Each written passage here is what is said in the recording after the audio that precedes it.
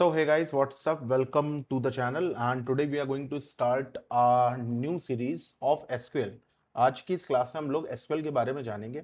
SQL को हम लोग मॉड्यूल के हिसाब से करेंगे। तो यहाँ पे मान के चलिएगा मॉड्यूल 1 से लेकर के मॉड्यूल 15 तक आपके SQL जो है वो कंप्लीट हो जाएगी। फिर हम लोग देखेंगे, इसकी प्रैक्टिस करेंगे विद पर्टिकुलर एग्जाम्पल्स या with different types of MCQ base भी करेंगे, प्लस जो इसकी कोडिंग है कोडिंग बेस भी, मतलब क्वेरी भी हम लोग लिखेंगे। तो सबसे पहले यहां पर देखते हैं कि एसक्यूएल होता क्या है ना। तो अगर हम एसक्यूएल की बात करें यहां पर, तो एसक्यूएल में सबसे पहले जो आपको समझना है वो ये समझना है कि इसका जो फुल फॉर्म है वो क्या होता है। तो एसक्यूएल का फुल फॉर्म होता है स्ट्रक्चर्ड क्वेरी लैंग्वेज। ये वो लैंग्वेज होती है use to communicate with database. Database क्या होता है इसके बारे में भी अभी हम जानेंगे, लेकिन आप सबसे पहले ये जानो कि डेटाबेस के साथ अगर आपको कम्युनिकेशन करना है, अगर आपको अपना कोई काम करना है डेटाबेस में, तो आपको जो लैंग्वेज देनी पड़ेगी डेटाबेस को, उसको हम कहते हैं एसक्यूएल। ठीक है, आप डेटाबेस के साथ हम क्या क्या काम करते हैं तो याद रखिएगा, हम स्टोर कर सकते हैं कोई डेटा। जैसे कि फॉर एग्जांपल आपने कोई रजिस्टर बनाया अपना स्कूल का, नंबर ऑफ स्टूडेंट्स लिखे, उनके रोल नंबर लिखे और उनके अटेंडेंस लिखी, तो ये आपका क्या हो गया, डेटाबेस हो गया, है ना। अभी तो आपने इसको रजिस्टर में लिखा है, लेकिन अगर आप इसको कंप्यूटर में स्टोर करते हो किसी different different format like Excel, CSV and all, तो वो क्या कहलाता है, वो डेटाबेस हो जाता है। तो उस डेटाबेस में अगर आपको फर्दर कोई चीज आपको पुट करके रखनी है, सेव करके, तो उसको हम कहते हैं स्टोर करना। उस डेटाबेस से कोई चीज अगर आपको यूज करनी है तो उसको हम कहते हैं रिट्रीव करना। कोई चीज अपडेट करनी है तो अपडेट भी आप कर सकते हैं, कोई चीज डिलीट करनी है तो डिलीट भी आप कर सकते हैं। ठीक है, तो एसक्यूएल जो है वो किस काम आती है, तो it helps us to store, retrieve, update and delete data. SQL is the language that allow us to ask question from database and manage the data inside it. मतलब एसक्यूएल जो है वो लैंग्वेज ऐसी है जो हमें अलाउ करती है ताकि हम डेटाबेस से क्वेश्चन आस्क कर सकें। ठीक है, अब ये क्वेश्चन क्या होंगे, क्वेश्चन हमारी डिमांड के रूप में होंगे। ठीक है, आपको सपोज दैट कोई डिमांड है किसी डेटाबेस से, है ना। सपोज दैट आपको किसी स्टूडेंट की पर्टिकुलर रोल नंबर चाहिए और उस रोल नंबर के बेस पर आपको यह भी चेक करना है कि उसका अटेंडेंस कितनी थी। तो ये क्या हो गया, ये आपकी क्वेश्चन हो गया, तो आप उसको आस्क करोगे, है ना, ताकि वो मैनेज करे डेटा इनसाइड इट। एक रियल लाइफ एग्जांपल लेते हैं डेटाबेस का, कि एक स्कूल है जिसके पास डेटाबेस ऑफ स्टूडेंट है। If you want to see all student in class 12th, SQL helps you to get the information instantly. अगर आपको तुरंत चाहिए तो आप तुरंत ही वो चीज देख सकते हो। किस फॉर्मेट में, फिर मैंने बताया CSV फाइल्स में हो सकता है, एक्सेल के फॉर्मेट में हो सकता है ना। तो बड़ी बड़ी एक्सेल फाइल्स ही डेटाबेस है। याद रखना, बस ये शर्त होनी चाहिए कि मतलब उसमें मिलियंस में डेटा होना चाहिए। अगर कम डेटा है तो फिर वो टेबल का रूप ले सकते हैं। तो अब यहां पर देखते हैं व्हाट इज डेटाबेस। डेटाबेस क्या होता है, तो database is organise collection of related data stored in computer. इसका मतलब क्या हो गया कि डेटाबेस एक ऑर्गेनाइज कलेक्शन है किसका, रिलेटेड डेटा जो कि स्टोर्ड है कंप्यूटर में। A database is digital place where information is stored. तो एक डिजिटल प्लेस है, डिजिटल प्लेस कंप्यूटर में है तो डिजिटल प्लेस ही है, और इसको कुछ इस स्ट्रक्चर्ड वे में रखा गया है ताकि आप इसको आसानी से एक्सेस कर सको और मैनेज कर सको। ठीक है, जैसे फॉर एग्जांपल हमने यहाँ पे कोई सीरियल नंबर ले लिया, तो अब हमने ले लिया सीरियल नंबर कह लो या फिर रोल नंबर कह लो, तो ये हो गया 1 2 3 4 5। यहाँ पे हमने ले लिया स्टूडेंट नेम, तो यहाँ पर हो गया स्टूडेंट नेम। तो यहाँ पर आ गया ABCDE।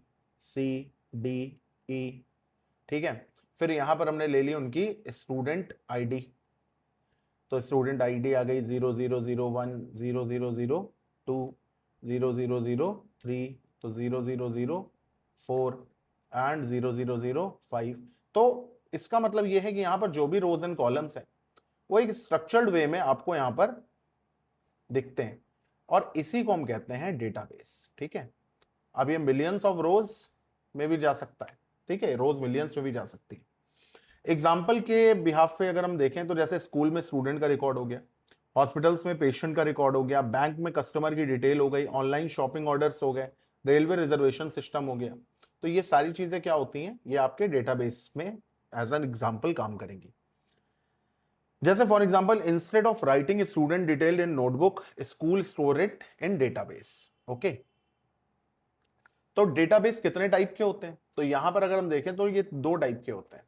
पहला होता है DBMS, दूसरा होता है RDBMS। नाउ डीबीएमएस का मतलब होता है डेटाबेस मैनेजमेंट सिस्टम।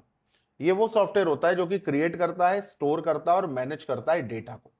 वहीं पर आर अगर इसमें लगा दोगे तो आर का मतलब होता है रिलेशनल, ये होता है रिलेशनल डेटाबेस मैनेजमेंट सिस्टम। ये टाइप ऑफ डीबीएस होता है जहां डेटा को टेबल के फॉर्म में स्टोर करते हैं and different tables can be connected using relationship. और ये जो डिफरेंट टेबल्स हैं ये कनेक्शन इनका होता है किस हिसाब से, तो कनेक्शन इनका होता है टेबल के हिसाब से। भाई कोई कॉमन टेबल मान लो मिल गई, जैसे फॉर एग्जांपल मेरे को देखना है केमिस्ट्री टॉपर का टेबल, है ना, केमिस्ट्री टॉपर का टेबल।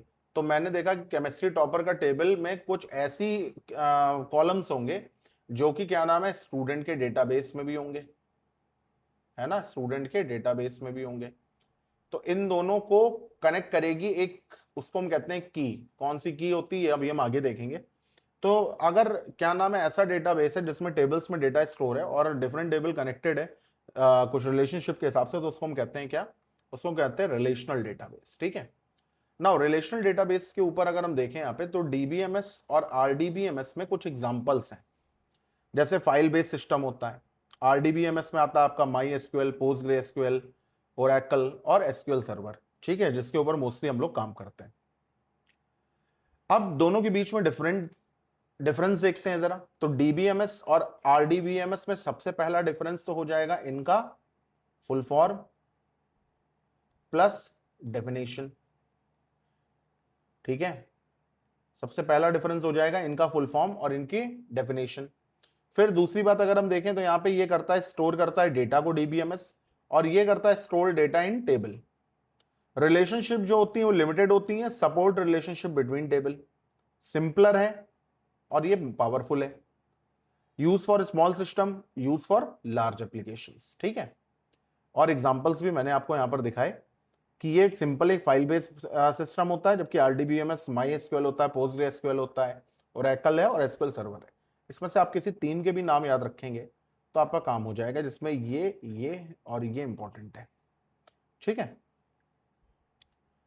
फिर अगर हम आगे की बात करें तो अब हमारे पास आता है क्या, अब हमारे पास आता है एसक्यूएल की एप्लीकेशंस। तो एसक्यूएल आखिर यूज कहां होता है, तो एसक्यूएल जो है वो देखा जाए तो सारी की सारी इंडस्ट्री में ही यूज होता है, क्योंकि ये डेटा के साथ काम करता है और हर जगह डेटा का एक इंपॉर्टेंट रोल है। तो ये बैंकिंग में यूज होता है, हॉस्पिटल्स में यूज होता है, स्कूल एंड कॉलेजेस में यूज होता है आपका। इसके अलावा अगर आप देखो तो ई कॉमर्स की जो वेबसाइट्स हैं वहां पर यूज होता है, सोशल मीडिया प्लेटफॉर्म है वहां पर यूज होता है, रेलवे एयरलाइन बुकिंग है, गवर्नमेंट्स के रिकॉर्ड हैं, एंड साथ ही साथ if you are in the analytics of data तो ये वहां भी यूज होता है। ठीक है, तो ये बात ध्यान में रखना कि whenever you search your order history on Amazon, या फिर अगर आप अपना कोई बैंक ट्रांजैक्शन देख रहे हो, है ना, जैसे बैंक ट्रांजैक्शन नहीं आता लास्ट 1 मंथ की बैंक डिटेल्स, तो वो सारी चीजें जब भी आप करते हो तो ये ध्यान में रखना कि उसमें काम कर रहा है एसक्यूएल बिहाइंड द सीन। आपको कोडिंग होते हुए नहीं दिखेगी, आपको क्वेरी नहीं दिखेगी, लेकिन जो बिहाइंड द सीन है उसके एसक्यूएल ही उसके ऊपर काम कर रहा होता है। तो डेटाबेस में जो टेबल होता है ये आपको समझना है ये क्या होता है ना, सबसे इंपॉर्टेंट यही चीज है कि डेटाबेस में जो टेबल होता है वो क्या होता है। तो टेबल का मतलब होता है collection of related data arrange in rows and column. तो रोज और कॉलम में जो अरेंज डेटा होता है उसी के कलेक्शन को हम कहते हैं टेबल।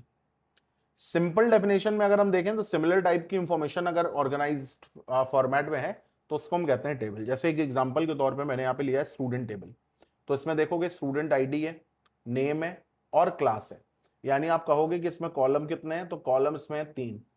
फिर स्टूडेंट आईडी क्या हो गई 101, इसमें नेम आ गया राहुल, क्लास आ गया 12th। स्टूडेंट आईडी क्या हो गई 102, इसमें नेम आ गया प्रिया, क्लास आ गए 11th।